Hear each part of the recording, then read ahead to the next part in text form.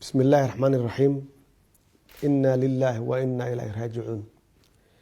ساكي الصباح دي وحد عي قرح ميشا لو يقانو اكس كنترول آدا ودادا آدا أفقوي halkaasoo ka dhacay qarax aad iyo aad u weyn ayna ku laadeen dad fara badan oo isugu jira dad danyar oo kala hayay nolol maalmeedkooda oo kala hayay shaqadooda si ay u quudiyaan reerkooda iyo caruur u kala hay iskuuladooda oo da'yar iyo dad badan oo aan waxba galabsan oo ka shaqeynaya wadada u dhaxeeya ex control iyo afgooye oo ka shaqeynaya wadada dhismaheeda.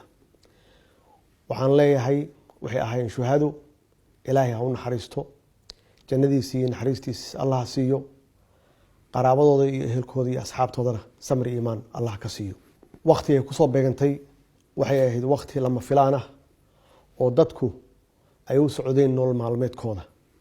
ujeedka ka dambeeyana waxay ahayd inay ummadda Soomaaliyeed ay argagax galiyaan oo ay qalbi jabiyaan oo ay ku xasuuqaan fursad kasta ay u helayaan.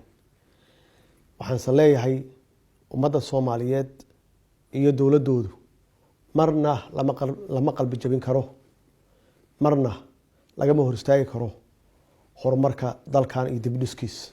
kooxdan argagixisada ah ee shabaab waa koox u shaqeysa argagixiso caalami ah oo loogu soo diray ummadda Soomaaliyeed, dalka Soomaaliyeed ee shacabka Soomaaliyeed inay xalaaleystaan dhiigooda, ay xasuuqaan ummadda Soomaaliyeed, ay burburiyaan wax dhismo ah. shabaab wax ma dhisaan, waxbay dumiyaan. ma dhisaan iskuulo, ma dhisaan goobo caafimaad, ma quudiyaan shacab, kama shaqeeyaan mustaqbalka caruurta Soomaaliyeed.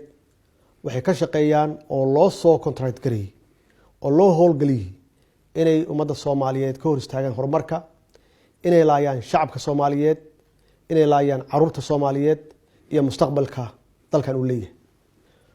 waxaan ku adkeenayaa xukuumadda ama aan farayaa inay si degdeg ah u gurmadaan shacabka Soomaaliyeed oo halkaas ugu xasuuqay cisbitaalada yaala, ay si degdeg u gaarsiiyaan wax alla wixii taageero ah ay la gaari karaan. shacabka Soomaaliyeed waxaan leeyahay inay iyaguna garab siiyaan dadkaas waalahooda cisbitaalada yaala, wax alla wixii taakuleena ay la gaari karaan la gaaraan.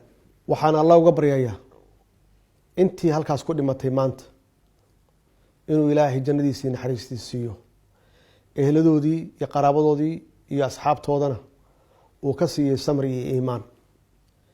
dhibkan maanta dhacay wuxuu noo yahay cashar joogto ah. dalku wuxuu ku jiraa dagaal, inaan u feejignaano argagixisada maalin walbaba waxa ay qorsheynayso inay tahay inay layso shacab Soomaaliyeed aysan u socon dadka u shaqeeya dawladda. waxaa loo baahan yahay inay arinta maanta dhacday oo argagixisada ah oo naxdinta leh inay namideyso oo aan hal meel uga soo wada jeesano la dagaalanka argagixisada iyo cidda la shaqeysata. wassalaamu calaykum waraxmatullaahi wabarakaatuh.